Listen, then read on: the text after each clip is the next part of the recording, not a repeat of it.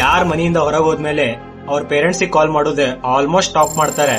ಅವ್ರ ರೂಢ್ ಇರಂಗಿಲ್ಲ, ಅವ್ರ ಒಳಗಿಂದನ ಹರ್ಟ್ ಆಗಿರ್ತಾರ. ಸೈಕಾಲಜಿದಾಗ ಇದಕ್ಕ ಅವಾಯ್ಡೆಂಟ್ ಅಟ್ಯಾಚ್ಮೆಂಟ್ ಸ್ಟೈಲ್ ಅಂತಾರ.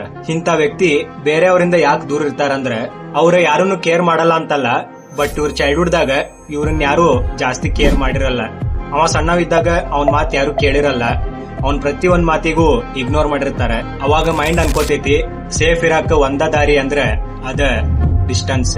ಅದಕ್ಕೆ ಇವ್ರ ದೊಡ್ಡವರಾದ್ಮೇಲೆ ಸೂಪರ್ ಇಂಡಿಪೆಂಡೆಂಟ್ ಆಗ್ತಾರೆ. ಆದ್ರೆ ಬೇರೆಯವ್ರಿಗೆ ಹೆಲ್ಪ್ ಕೇಳಾಕ ಹೆದರ್ತಾರ.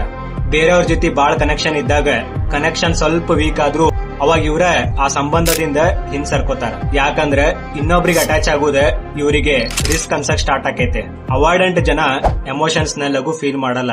ಅವ್ರ ದಡ್ಡನ್ ತರ ಇರ್ತಾರಂತಲ್ಲ, ಅವ್ರ ಫೀಲಿಂಗ್ಸ್ ನ ಬಾಳ ದಿನದಿಂದ ಮುಚ್ಚಿಟ್ಕೊಂಡಿರ್ತಾರ.